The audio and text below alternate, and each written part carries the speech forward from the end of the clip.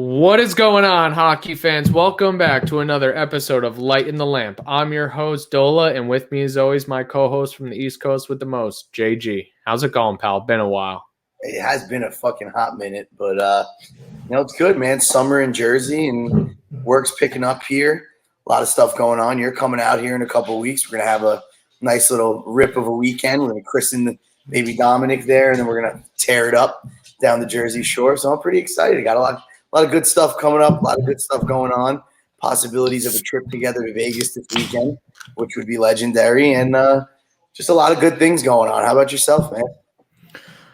Oh, dude, just like the madness never stops. I mean, it's not madness. We hosted the in-laws out here this weekend, right? The wife's aunt also came out for the first time to California. So we were just ripping around the coast, taking them to all the spots that we, know and love and stuff like that. So not only doing that, just working a ton, trying to shore up all the, the loose ends, because as you're saying, man, going to Vegas for a 4-day slate and with quite a group, got 18 Savages all flying into Vegas to just absolutely bring a wrecking crew through there. So it's going to be a little bit like that movie just came out, The Army of the Dead. We might be leading an army of drunken people through the Vegas desert, but it's going to be a hell of a rip. We're all staying at the Flamingo. It's all going to be partying. Hopefully you join us. We'd love to have you there. But like you said, going to be following up here in July, coming to Jersey for the baptism. So that's going to be an absolute honor and a privilege. Little beach house ripper. It's going to be a good one. Be an LBI for the weekend. Finish lunch on Friday, and we'll head right down. So it'll be. Let's get into it here. Let's light this lamp. What are you drinking for us, Shay G? And then we'll get into some Ranger stuff. Had a little date night with the wife at home. Had some Portuguese food. They made us a giant jug of sangria with that food, and it is absolutely phenomenal. So I'm going to be housing the sangria here tonight. What do you got? Got a little brewery next door to my house called Bootleggers, Old World Heffenweisen. Got a little hef here, and then I got a Belgian-style Golden Chaos. Went by and just picked up a bunch of beers over there this weekend. Just, brought it back to the house for everyone to enjoy.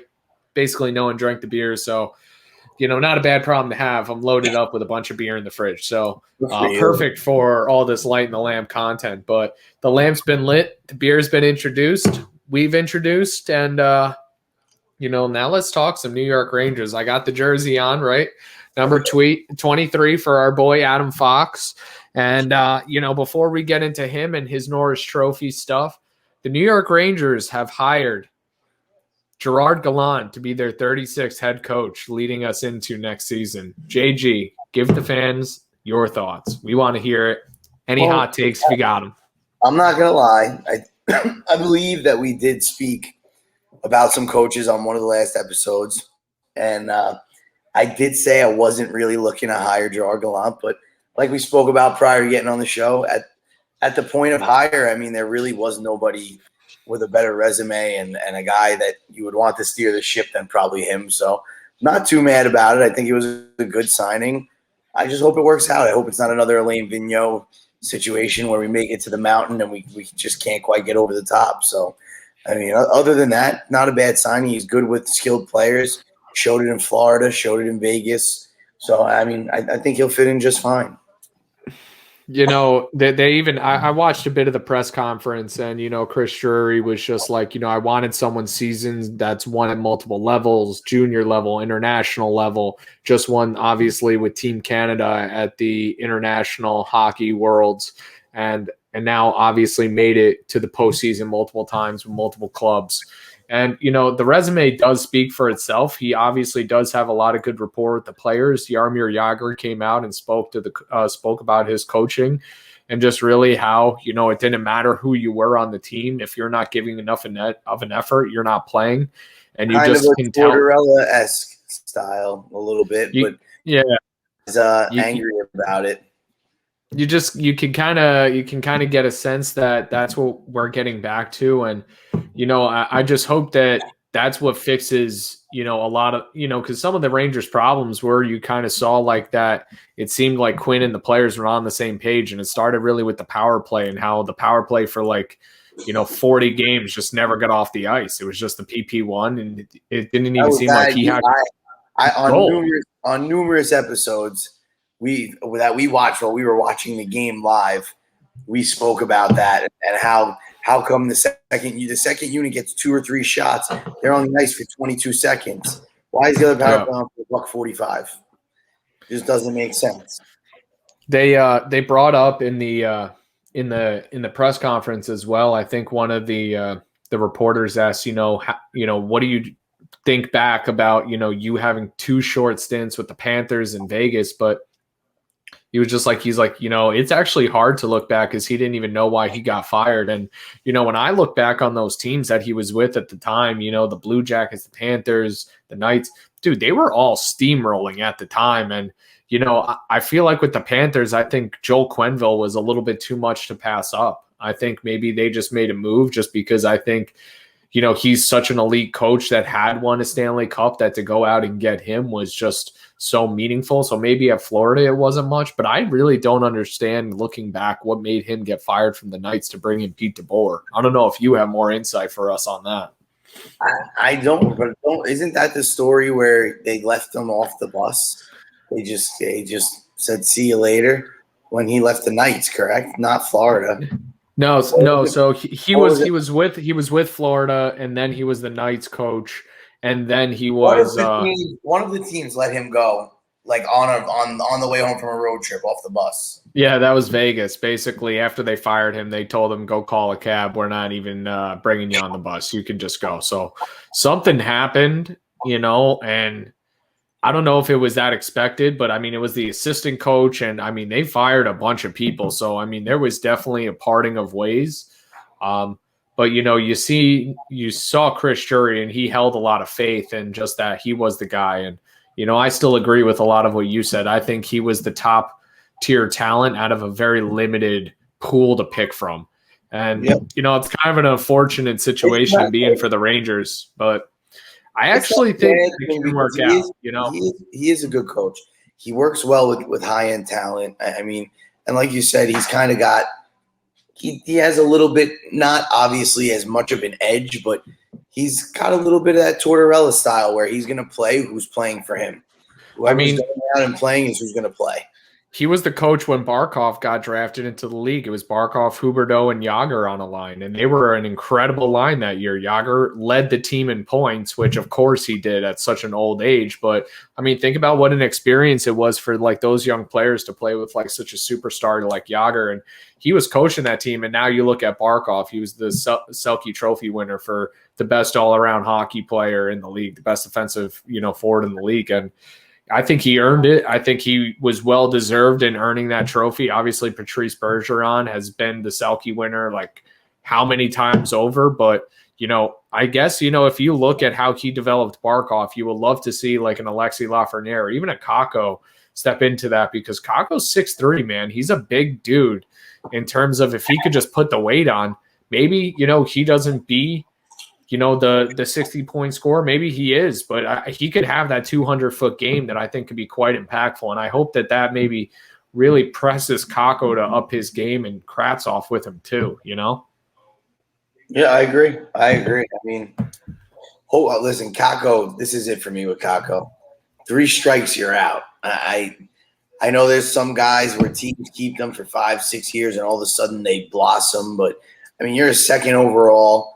You went to the World Championships and played with men and tore it up with men, and then all of a sudden you get to the big time, and you just this year he played much better. I will say that I liked how he played, but he's got to find the finish. Think about it like this year too. Like Andrew Menage-Pon for Team Canada, he was the game changer after Calgary lost and he joined Team Canada. He basically turned that entire team around. They picked up him and maybe one other person. And after that, dude, they never lost another game in that entire tournament. He was named the best player of the entire tournament. But Andrew Menage-Pon wasn't like the stud of all studs last year. You didn't hear about him. You heard about the Rangers were actually going to trade for him. I forget who the trade was going to be. Who did they want? Georgiev, a goalie, I believe. The Rangers wanted back Mangiapane, and that would have been a great trade. But you know what I'm saying? This is a guy that just went to the, the International Worlds, tore it up, absolutely was a game changer for the entire tournament. But last year on the ice, he wasn't that player you saw in the stats and stuff. But I watched him a little bit last year. He didn't seem quite as much in the stats, but he was blossoming throughout the year. You could see he was going to be a good player. But I would feel that about Kako. I thought he did a lot too. He made a lot of plays in the defensive zone that led to goals that he didn't get assists on. I'm going to take a look, but Mangiapane is a 21st overall. You're talking about a 21st overall and a 22nd and a second overall. It's a big difference. I'd agree. I'm just saying, that correlation between that kind of world stage, even at the junior level, or I know this is like partly the, professional, and this is professional, and, the kind of like guys that are available and not in playoffs and stuff like that, like kind of the Lester Olympics almost. See, this kid's also older than Kako too. Kako's only 20 years old, man. He's only 20 years old. 25. That's what I'm saying. He's 5 years older than Kako. Yeah, man. but you know what, bro? I don't know what you watched, but the last 2 seasons he had 17. Oh, where'd it go? Where'd it do? There it is. Last 2 seasons, he had 2019, 2020, he had 68 games played, 17 goals, 15 assists, 32 points. He was a +4, and in the playoffs, he had 2 goals, 3 assists, 5 points, and he was a -2. And then last season, he was 18, 14, 32, +1, 56 games. I mean, that seems like he's on the brink, but at 25, it's taking a shot to take a guy like him in trade. I mean, 25, it's time to be hitting close to your prime and peak. I mean, 25 through 30 is when you are. Kreider's just hitting his peak right now, and he's 29. And now in the new Kreider's a freak of nature. Kreider's a freak of nature. And now these guys, this new NHL where the guys are getting, there's a lot less injuries and stuff like that. Guys are peaking late. Look at Anders Lee. Mediocre scorer, and now he's 28, 29, 30, and he's putting up 30 a season the last 3 seasons. These got Kyle Palmieri, another example, peaking at 29. This is the best he's ever been in his entire career is right now. It's because these guys have been able to put on weight and just become dense for 10 years, and then you're playing against young, light guys. The new league isn't as taxing, so these guys are starting to peak at older ages. You're able to look at Kyle Palmieri, was good in Anaheim, had 120-goal season, made his way to New Jersey, was better in New Jersey, and now got to the Islanders, and he's been a world beater. Who would have ever thought this is where he'd be? I mean, he was always a phenomenal player. He was. But you really thought you were going to be watching him in the Eastern Conference Finals with 10 goals in the playoffs? I didn't. No. Well, again, we are where we are, but you just hope that these pieces can come together. What do you think if we're gonna take a look at this roster? I mean, obviously, one of the great things we could talk about right now is our boy Adam Fox getting a Norris Trophy nod here. So it's kind of nice that one of our players didn't get the absolute snub this year in terms of, obviously Igor, with the amount of losses the Rangers had, it was hard to kind of throw him into the Vezina conversation. And on top of that, you would even want Panarin his points per game average was pretty ridiculous throughout the season. And, maybe he comes into a conversation, but obviously Connor McJesus and McKinnon are just almost heads and shoulders above and beyond most players in the NHL. Nathan McKinnon, I don't want to be that guy because there's not many guys that'll say it, but Nathan McKinnon, in my opinion, is better than Connor McDavid. Dude, it's the Crosby-Ovechkin conversation. You can just pick your flavor of pizza, but at the end of the day, it's all going to come down to personal interest. Is better than Connor McDavid. He plays so much harder of a hockey game, similar to Ovechkin. He plays a hard hockey. He doesn't play that hard. Ovechkin is a different. He's just on a different planet. But he plays a roughneck game compared. Dude, to I would say again, like McKinnon would be your Ovechkin, and Crosby and McDavid would be much similar of a comparison. Honestly, I think these guys are more skilled than those guys, though, and that's scary to say, but I think it's true. I think McDavid is by far better than Crosby. Dude, At this I point do. in the career, I don't. think about Crosby 5 years ago, 09 Stanley Cup when they But won. I can't. I don't think anyone's a better goal scorer than Alexander Ovechkin. I don't can't think. stand him. I don't know why. He just drives me crazy. I think he's incredible. I think he's a like stud. he's a great hockey player, but he drives me fucking out of my mind. I mean, and especially, I was a season ticket holder through the Cup run and those years where we were in the conference finals and second round, and I just came to hate him because we played him year in and year out, and he's just fucking so dirty, and he throws the body so much. And then he fucking is in front of the net and he snipes top corner on that left fucking circle 3 times a game. And you just can't help but hate him because you're in the garden watching him just obliterate your team. And he just killed me. I can't, I don't like him. I like Crosby more than I like Ovechkin. I love Ovechkin just because he's a hard body power forward that he's the best goal scorer of all time. He's almost a power forward that is the best goal scorer. It's hard to find a hybrid hockey player like that until he gets to number 1, which is never going to happen.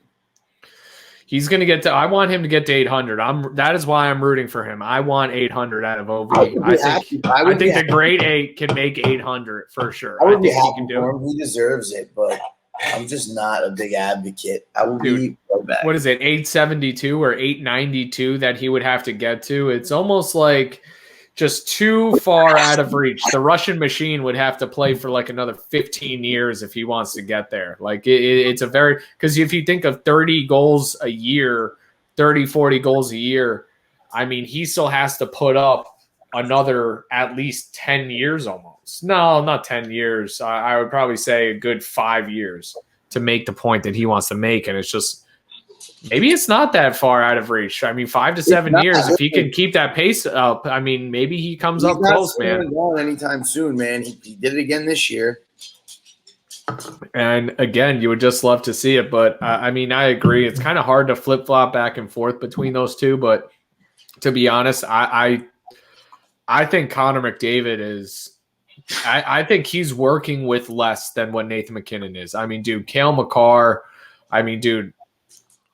Gabriel Landeskog. I mean, I love Mikko Rantanen. Like, I love the Colorado Avalanche. I don't love the entire Edmonton Oilers team. Like, not going to lie. Like, Darnell Nurse is probably one of my favorite players on the Oilers. And, I mean, beyond their first line, what do they have? If you exactly what the Winnipeg Jets did, if you shut down the first line, what happens? You shut down their team. That's not the same story with Colorado in my eyes because Nazem Kadri, Burakovsky, I mean, you even have Devin Tays. I mean, dude, you have a lot of players on that team. I don't know if Devin Tays I think he is on that team. But, dude, you have a lot of players in their are deep. I just think that they're a great squad. So, I mean, I think Nathan MacKinnon just has a little bit more to work with. I think Joe Sakic has done better. You can't fault him for that.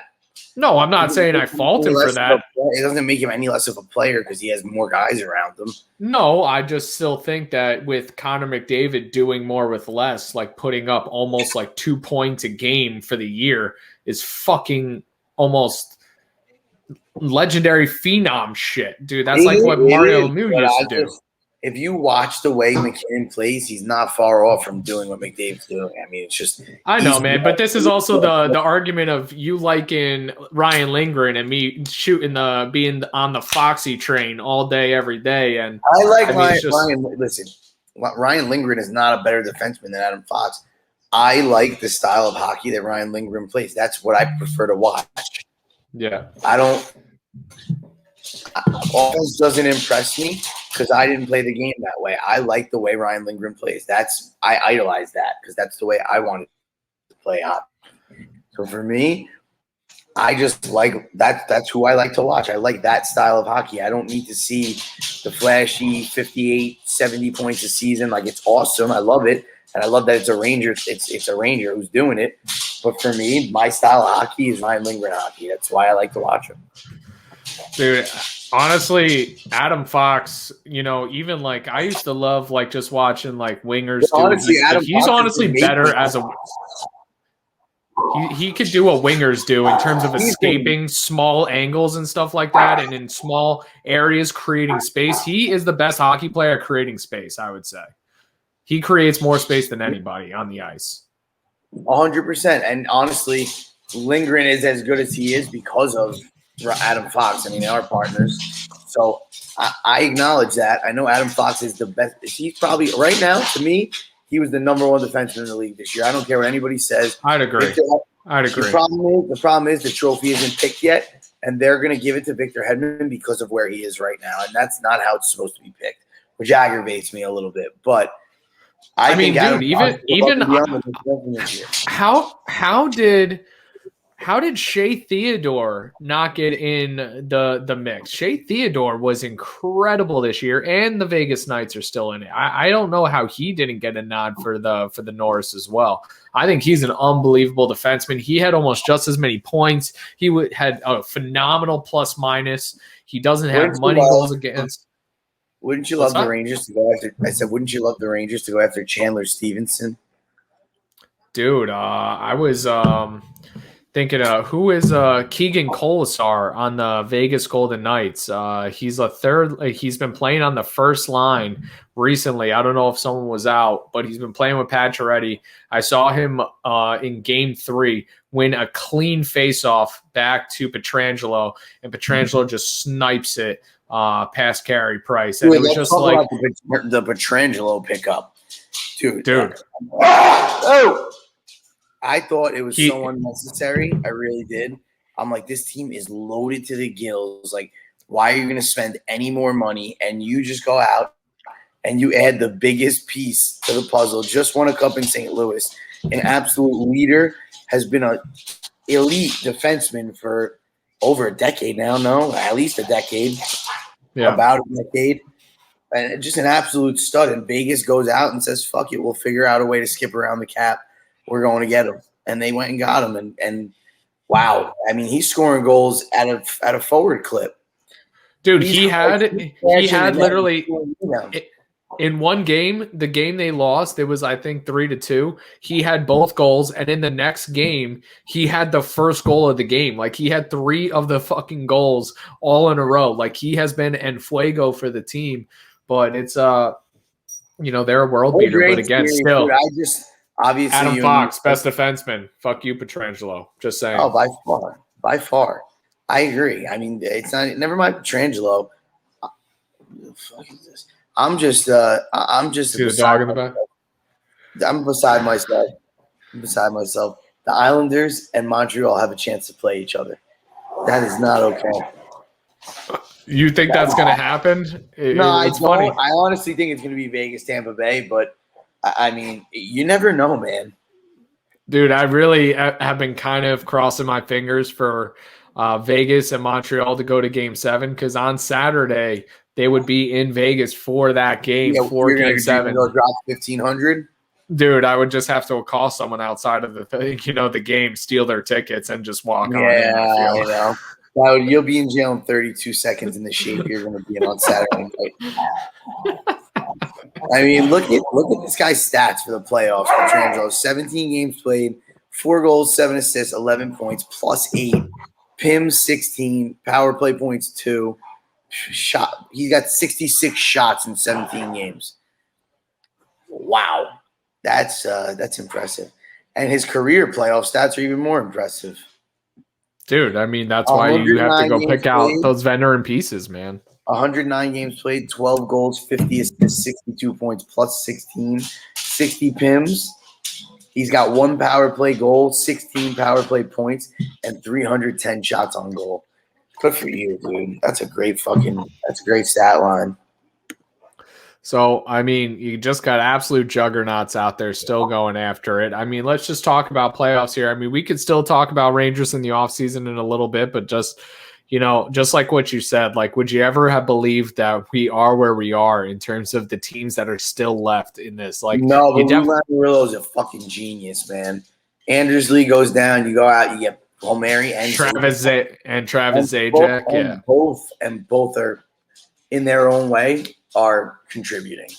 So I mean, it's just Very impressive.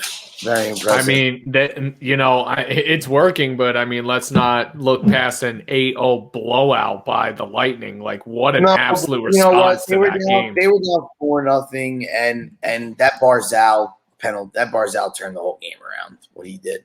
I mean, it was 4 or 5-0 at that point. Yeah, I mean, let's be honest. At 3-0, they had some breakaways. They had some chances. They had, Vasilevsky made some stops. If they make it 3-1, maybe something goes the other way, like it turns into a different game, a 2-goal game. But right when, Barzal goes out, they score the fourth. I mean, it just kind of puts a dagger in the heart at that point, because going from 3-1 to 4-0, it starts to get to that insurmountable point. And, I mean, basically, even Barry Trotz said it's just like this is a game that we did nothing right. So, I mean, they're pretty good at turning it around after a loss, but, that's some heavy momentum to be carrying from the Tampa Bay side into next game.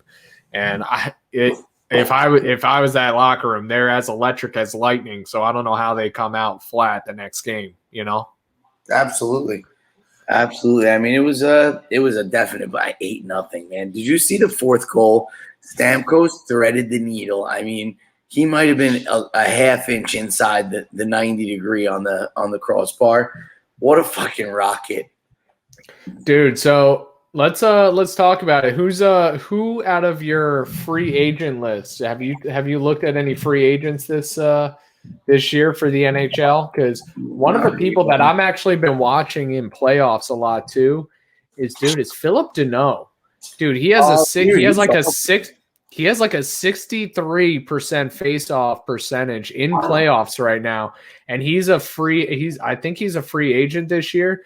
But I think what an absolute piece if you can just make a deal with Montreal, pull up Philip Deneau. Maybe you got to move Philip Hedl, and just like maybe something else. But I think he would be a really great, consistent, good center you could send out in high pressure situations on the faceoff, because he's proving it right now in playoffs, man. He has been outstanding in the circles. I mean, he was even outstanding in the previous series that they played against as well. From the Rangers, I'm going after Ryan Getzlaf. And hopefully at a fair ticket. You give me 2 years, $4 million, and I'm signing Ryan Getzlaf as their third line center. Big veteran piece, ton of young guys. That's a Corey Perry move, just like what Montreal did, dude. It's been working out great. Dallas had him too. Ryan Getzlaf still he didn't have a great season, but he still has it. If he goes and plays with a Kakko and a Kravtsov, he could easily put up 2020, 25. And on a third line as a center, 2020 would be mint. Mint. That's all you need. That's the perfect fourth line center. He's not afraid to fight. He knows he's later in his career. He'll sacrifice it a little bit more. And he's a big veteran piece in the room. He's won a cup. We don't have a ton of that veteran experience in the room that's won a cup and been that deep. And he's been the face of an organization for how many years now? Dude, I actually really like that. If you go out and get Ryan Getzlaf, give him 2 more years, give him a shot with this team. I don't love going after the Rangers. Always go after that guy, but dude, on like $2 million. No. You can give him, dude. Listen, 2 years, 3.5. You give him $7 million. That's a fair contract, and I guarantee you, he gives you 2020. How does he not playing with Kravtsov and Kakko?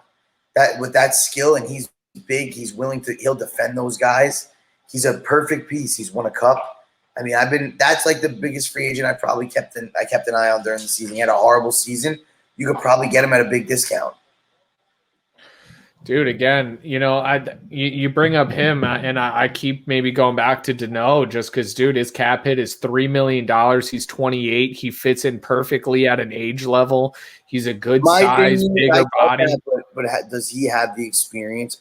We don't have the experience that a Getzlaf has. That's my only argument with you. I like the guy. Phil Deneau is a stud. But listen, similar stats: 5 goals, 19 assists. Getzlaf, 5 goals, 12 assists. And Getzlaf played 48 games. Deneau played 53 games. It's really very similar stats. And for a guy who's been to the Cup, has been to the top of the mountain, has been a captain of a team for a long time, a face of an organization. It's a good fit. It's a good fit, even as a fourth line center. Maybe you get him at a little bit more of a discount for the bad season, $2.5 million. Fourth line center Ryan Getzlaf. We need just, I think, go get me a Ryan Reeves on a line with Ryan Getzlaf, and you give me one like a Blackwell, Getzlaf, and Reeves fourth line. Dude, I think Blackwell is going to be here to stay. I mean, especially after like how he performed in the in the international worlds. I think that's just going to kind of translate over.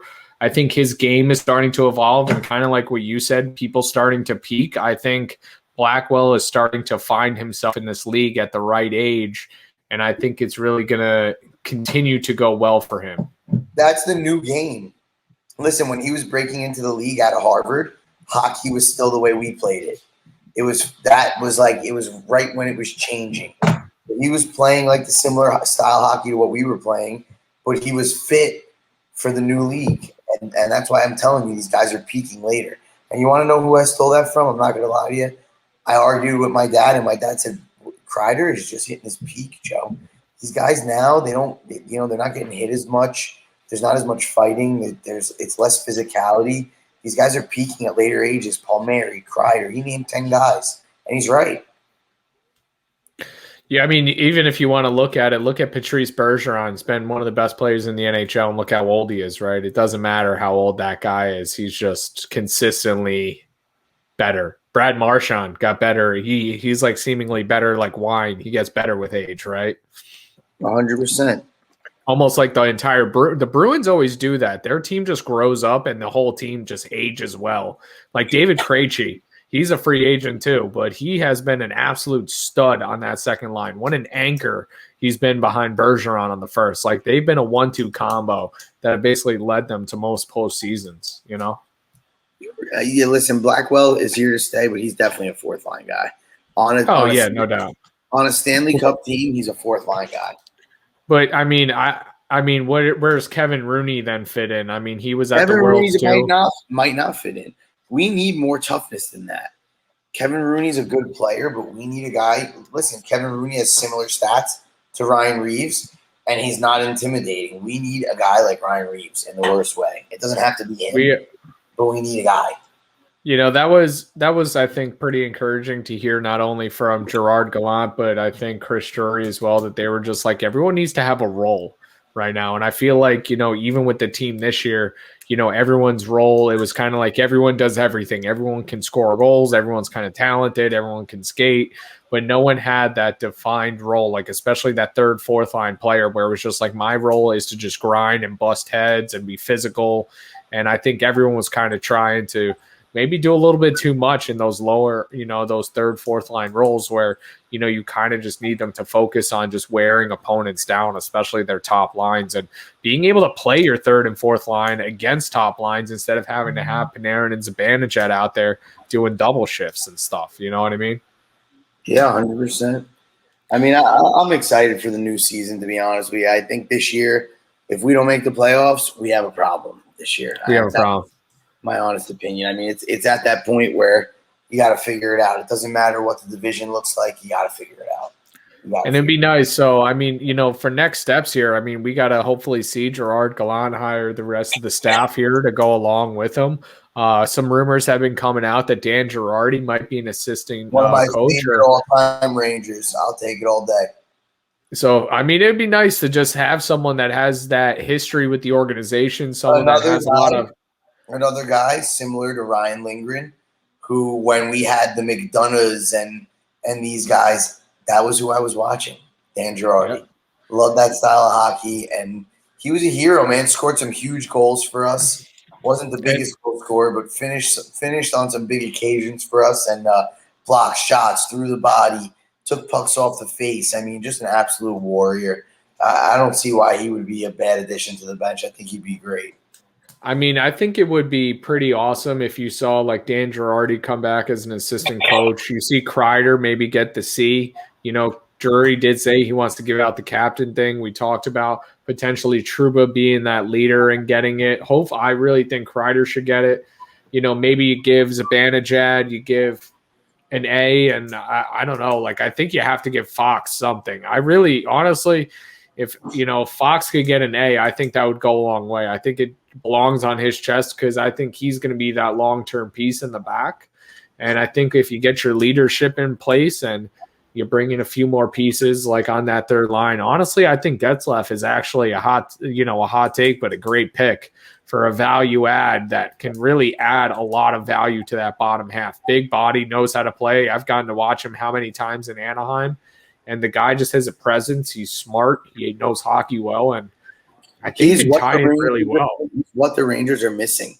He goes in the corners. He finishes in the crease. He's everywhere the other team doesn't want him to be. And the Rangers don't have that. That's what they lacked for the last 2 seasons. So for me, that's my pick. I like to know, but he's another typical New York Ranger right now. Good player. He's not doing what Ryan Getzlaf is doing. He's not going to the cage. He's not dropping his mitts. He's not picking pucks up in the corner.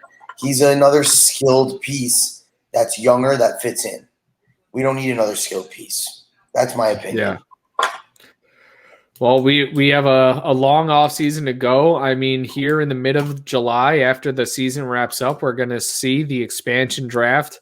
Honestly, not too worried about that with the Rangers. We had a lot of rookies. We had a lot of people on their first season contract. We can protect a lot of people because, again, how the rules work out. I don't think we're going to be too over leveraged. If I was to probably guess, I would think like a Blackwell, Gauthier. A Gauthier, they're going to be the ones probably on the list potentially, maybe. And because I really don't know what defenseman, because Keandre Miller is protected. He was only a rookie. It's not like Zach Jones or Nils Lundqvist or any of these guys can be taken out. We'll protect Lindgren. We'll protect Fox. We'll protect Trouba. So, maybe Tony D, really, I mean, obviously Tony D is still on the roster. You got to wonder what's going to happen to him at the end of the season. You would think a team like Seattle could use someone like Tony D. He might not want to go to Seattle. No, he'll go 100%. Why wouldn't you? You're going to the West Coast. It's a pretty cool city. I mean, and you're going to a team that could potentially be like Vegas.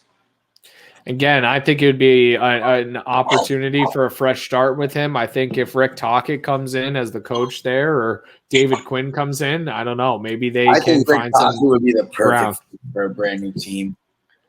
Yeah, so I mean, we'll see. But I'm not really worried about any of the core, any of our new prospects, any of that being taken from us. We're actually in a really good position in terms of where we're at. In terms of protecting our players, but at least we'll have some excitement over the off season. Training camp starts right after that, and then we're going to get into the season. But I mean, we'll hear who comes out here as the assistant coaches, maybe hear some of the scouts that they hired, some of the business operations folks.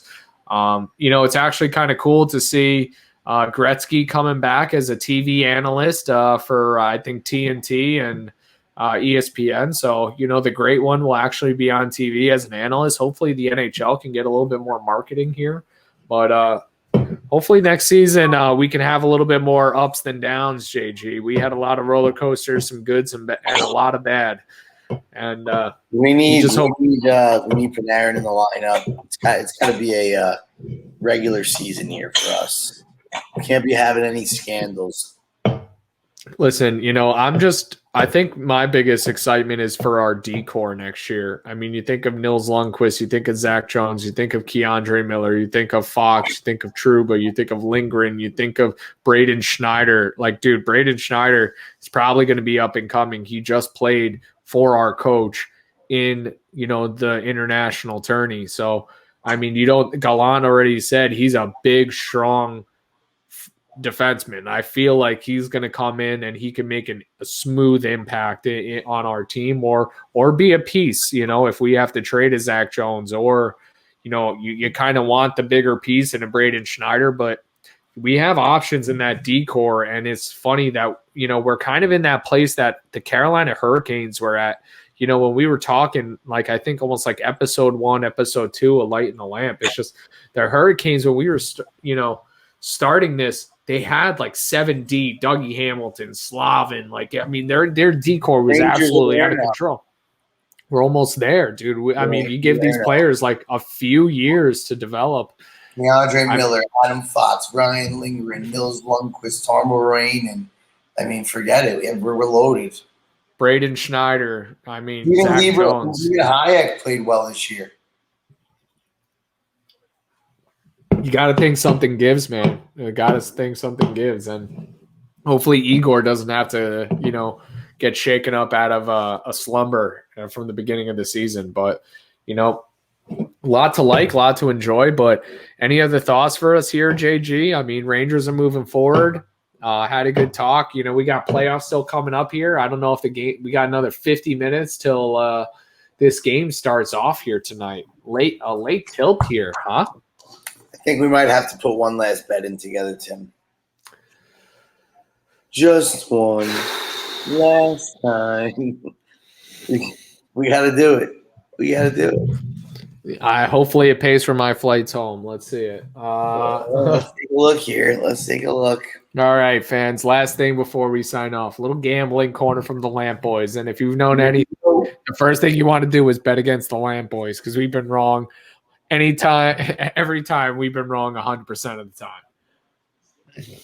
Stop it. What's the line? Vegas, probably hugely negative. I'm pulling it up. Hold on here. I got to get my neighbor's number up because it's got the account information in it. Checking NHL. It looks like Vegas minus 230 on the money line, plus 123, plus minus 1.5. The over is 5, and that's minus 132. Damn. Where is this shit?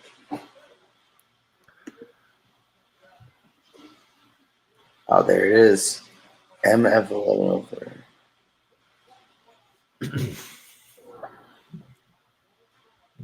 We don't really do on here. I bet.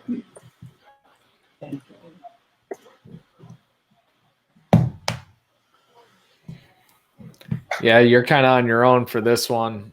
I don't even want to comment. No, you have to comment. You have no choice.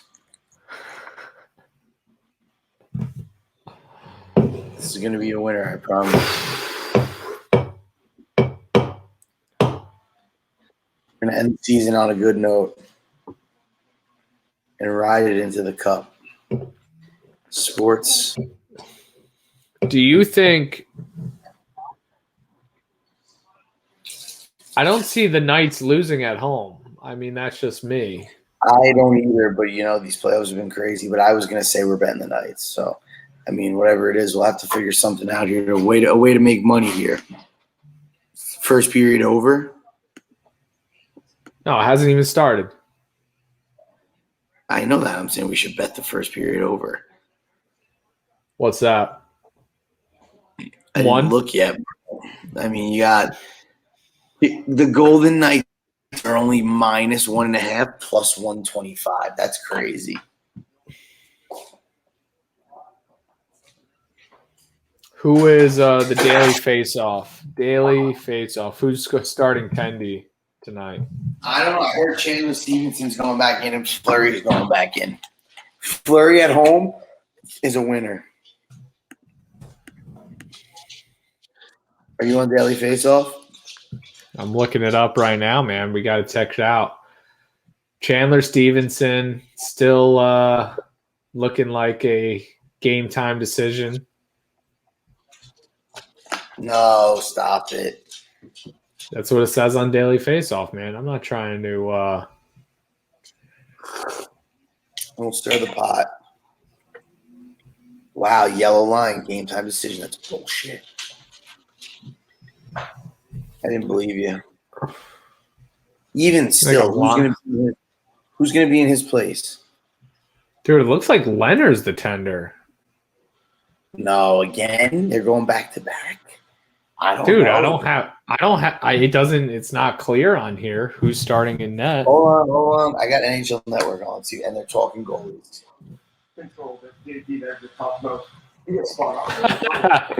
Let's just raise it up. Let's just raise it up. That's so funny. It. I'm drinking this whole jug of sangria.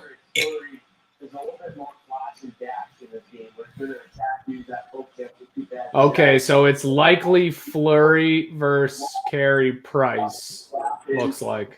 What about Chandler? Chandler's day-to-day, man. There's no information on Chandler Stevenson. We need him in the lineup. Who's going to replace him?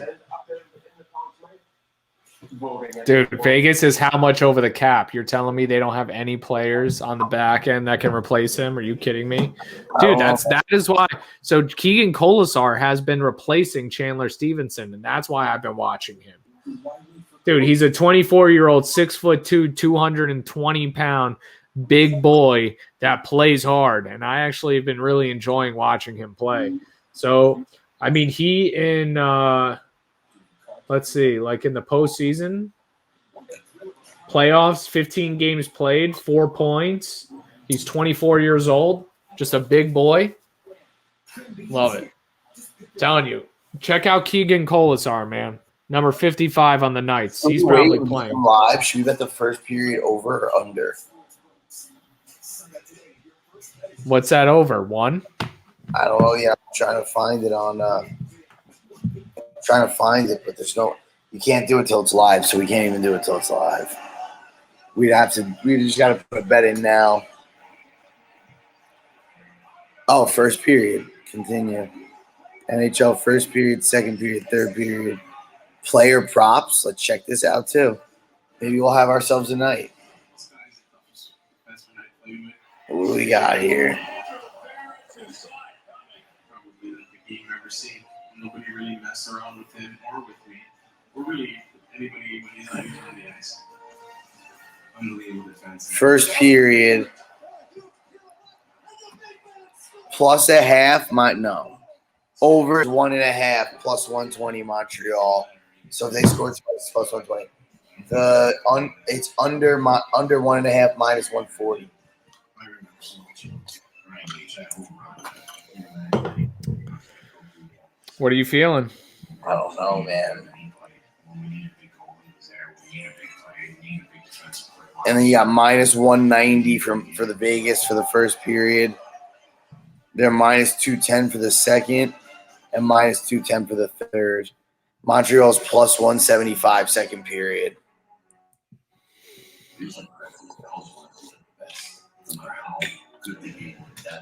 You're trying to get a little too cute here. Player prop. So what do you think the final score is going to be? Let me ask you that. 4-2? Final score? Nah. I think 3-2 final. 3-2 final, Vegas? Yeah. I don't think there's money to be made in this, JG, to be honest. Because I would just bet the money line unless you're trying to bet the minus 1.5 at plus 123. You're going to take a minus 230? No. Minus 1.5 at plus 123. Plus 125 I got him at. All right. Well, I'm just saying, like, if you're going to bet the Knights, bet the Knights. I don't know how else you're making money here. You want to bet minus 1.5? Plus 125? Do I really want to? If you don't want to, we won't do it. I thought we were doing a gambling corner. We are doing a gambling corner. You want to go 230? But then we got to lay 230 because we have to go for at least 100. What about the 60-minute line? That should be minus 130. I have to go back. That'd be $100 cheaper. I have $20 in free play if you want to make a crazy parlay. I'm into that. We could even add basketball. I don't care. All right. Where's women's curling on today? What did you want to do, by the way? Because now I forgot. Just a 60-minute line, no overtime. 60-minute line. Let's see. So basically, instead of having them win by +1, it'd be like having them win by +1. They're basically -1. They just have to win the game in regulation. NHL. That's what screwed us in NHL, the hurricane bet. Three-way line regulation time only. Yeah, so you should be -130. -150. Wow, that's rough. It's rough. Yeah, but you had 123. They were 125 on the 1.5. Draw. The draw is +335. Think it's going to OT? 100 each. 100 -150 for Golden Knight three-way, and then draw +335 for $50. That's what you want to do? No, I mean I'm giving you options. I will. I'll ride into the storm with you on this one, JG. I won't question it. I'll go with what you trust. Listen, you're a numbers guy. 150 to win 100 is 50 to win what? 170, 167.50. Essentially, Montreal just can't win the game. It's essentially it. And they're +280, and if we bet them, but the problem is if you bet $50 on that other bet, we only net $50 on that original bet, the non-tied bet. You're right. That's why I asked you. What are we gonna do here? Well, let's do the $20 parlay first. Yeah. So, do you think it's going to be 5 goals? You don't think it's going to be more than that? Because I'm thinking 4-2. 4-2 Vegas. You want to go with the fucking? I'll go with the +1 -1.5. No, I'm thinking you go with the money line bet or the 60-minute bet parlayed with the over, which is 5. All right, hold on. Sports. So if you parlayed that with the over and a basketball game, what do you got? Well, I'm going to do Major League Baseball and basketball. We'll pick. Dude, I don't know anything about either. Let's be honest here. Sports. I fucking keep forgetting to go to parlay. I don't want the straight bet. I want the fucking parlay. So the basketball game starts in 8 minutes. It's Atlanta versus Minnesota. Tie game, or Milwaukee versus Atlanta. I got to think that Milwaukee just fucking stomps them out tonight.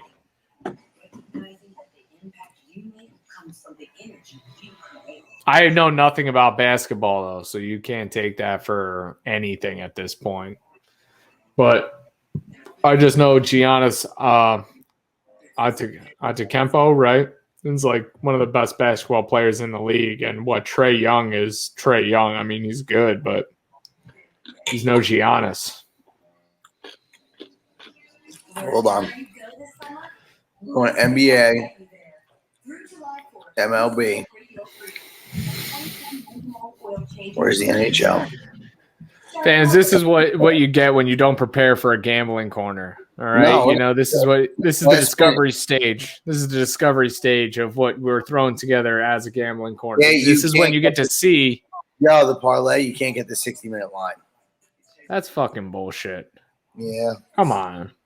All right, you can still do money line and the over, and I still think money line and the over isn't a bad play because right, I mean NBA, you want what's today? The 21st, 22nd. So it's Clippers, Suns. Suns are -1. Suns are -190. Fucking A, dude. Do you watch basketball that knows shit about either of those teams? Let's take the Suns -4.5. You don't like the Clippers that much, huh? They're a hometown team for me, man. I don't give a shit. Fuck the Clippers. They suck. Suns in 4. Suns in 4. I did see that, dude, and honestly, that kid packs a punch. I told you, he probably plays some hockey, just like the chick was. You That's know, funny. that wasn't a hockey player. That was a meth head. Was it That was a really? meth- Oh, you didn't see his eyes, bro. No, dude. Sorry, homeboy. You were impressive, but you're a meth head. Damn. That's I'm not what you going with want. Suns -4.5. Well, dude, you know basketball better than What do you I want? won't even comment Let's do on that. one MLB. Dodgers, Padres, Kershaw versus Snell. Wow, what a fucking game. That means nothing to me. -115 fucking Dodgers, -105 Padres.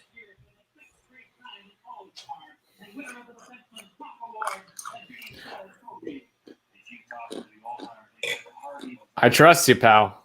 I'm going into the. You got to take a pick here, or we can not go MLB at all. Dude, I know shit about MLB, even worse than basketball. Even though I will probably be seeing the Angels-Yankees game at our box around Memorial on Labor Day. It's like literally September 1st and 2nd. I'm going to be going to back-to-back games, Angels versus Yankees in the box. -228, or do you want the Vegas Golden Knights -1.5 plus 125?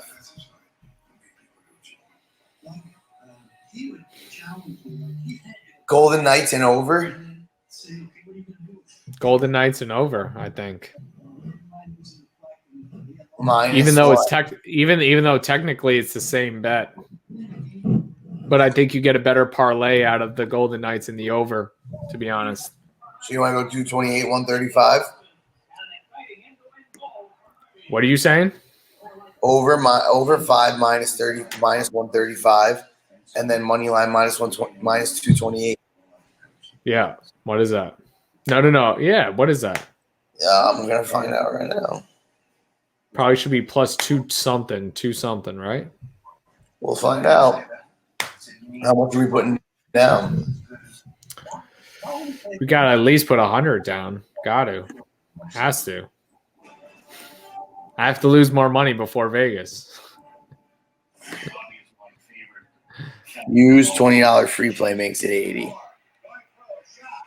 Oh, well, then we got to bet 120. What are we talking about? Oh, no, I can't use it.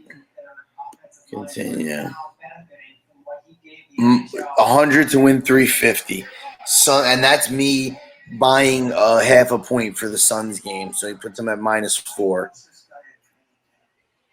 What do you think? I could buy him down to -3.5. Dude, I don't know shit about basketball. I don't care about that game. Neither, but I'd say, you're saving yourself a half a point. If you think the upside's worth it, let's find out. So if you did just the over and the Knights, that's plus 140. It's 329.30 if you buy them down to 3.5 instead of 350. You let me know what you're doing, man. I'm good with it. Make it happen. Let's put it in. Let's lock it in here on Lighting the Lamp. Let's light the lamp and we'll lock it up here right around 1 hour. Just a nice hour-long Lighting the Lamp for you folks. Probably 20 minutes spent just like diddling around on this gambling corner. But who doesn't love gambling with the boys? Nice little communal gambling moment for all of us. We're going for it all. Should have bet 1,000. Should have bet 1,000 to win 3,000. And we're in. We're in. The boys are in. What are we in for? I don't even know. After all that talking, I have no idea what just happened. Phoenix Suns -3.5, over 5 in the hockey game, and the Vegas Golden Knights to win. 100 to win 330. Really could use this. This would help start paying back JG for that flight home. This would really start helping to pay that back. But let's wrap it up here, JG. I think we covered it all. Got a little bet in here. Got a little bet in here. Talked a lot of Rangers. Talked a little NHL. But great episode for Lighting the Lamp. We'll get it up here, folks. Remember. for all the fans, like, share, subscribe. Please, send it out, comment, get engaged with us. We definitely want to start working on some more things. Hopefully me and JG could send you some content from Vegas or from, New Jersey, wherever it is. Hopefully the video content will start coming out to be a little bit better, but, like, share, with everybody and, really get engaged with us. But JG, any closing thoughts before I end it out? It was a hell of an episode. I missed you, pal. I'll see you very soon. Hopefully Saturday, the latest. But let's wrap it up here. It's been a great one. Let's try and fucking win this bet here, huh, bud? Let's do it, dude. We need one. This whole lamp needs it. It needs the juju. Let's see it. Yeah, so it needs the juju.